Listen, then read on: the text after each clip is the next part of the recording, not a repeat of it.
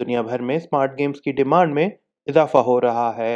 Games और e sports की दुनिया पर नजर रखने वाले प्लेटफॉर्म न्यूज़ों का अंदाजा है कि ग्लोबल गेम इंडस्ट्री का हजम सन 2025 तक 25 अरब डॉलर से बढ़कर 200 अरब डॉलर से जायद हो जाएगा।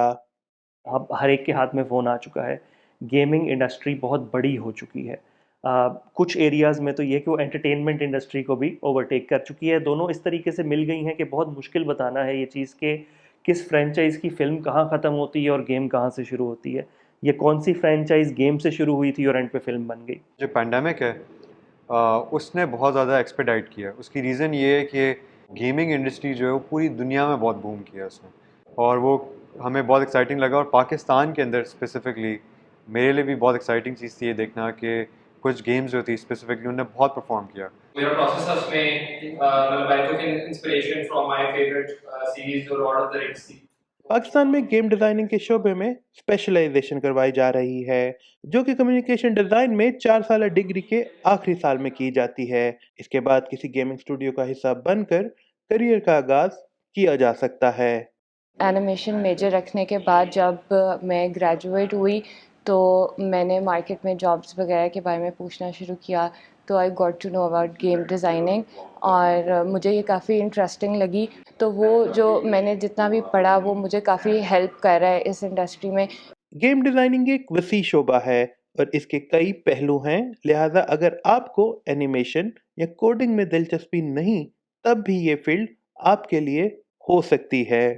जब आप आजकल के मीडियम्स की बात कर रहे हैं, कोई भी चीज़ अलहदा से एग्जिस्ट नहीं करती। गेम डिज़ाइन में म्यूज़िक का भी ताल्लुक है, गेम डिज़ाइन में आर्ट का भी ताल्लुक है, गेम डिज़ाइन में आ, उस दुनिया को तख्लीक कैसे करना है सॉफ्टवेयर या कंप्यूटर के अंदर, उसका भी ताल्लुक है। लेकिन सबसे ज़्यादा ज़रूरी चीज़ ये है कि उसको तख्लीक करने का आइडियाज़ कहाँ से आएंगे, वो कहानियाँ कहाँ से आएंगी।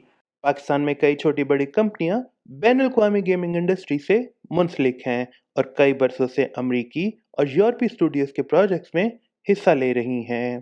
Pakistan software houses association Pasha के मुरतब करदा दादोशुमार के मुताबिक पाकिस्तान में गेमिंग इंडस्ट्री 50 मिलियन डॉलर्स का ज़र मुबादला मुल्क में लाई, जबकि पाशा के मुताबिक इस वक्त पूरे मुल्क में 100 से ज़ायद गेमिंग स्टूडियोज काम कर रहे हैं।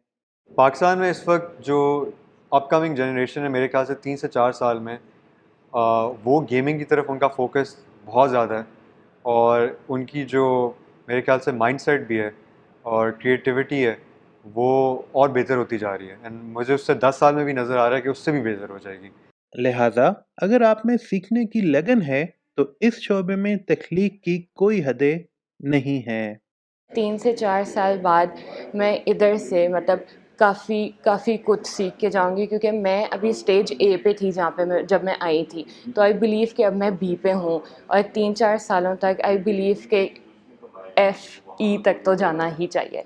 अगर आपको वीडियो गेम्स खेलने में दिलचस्पी है तो माहिरीन का मशवरा है कि एक कदम आगे का सोचें, क्योंकि बाकायदा डिग्री हासिल करके गेमिंग इंडस्ट्री का हिस्सा बनने वालों के लिए आने वाले बरसों में बहुत इम्कानात होंगे। Naveed Naseem, voice of America,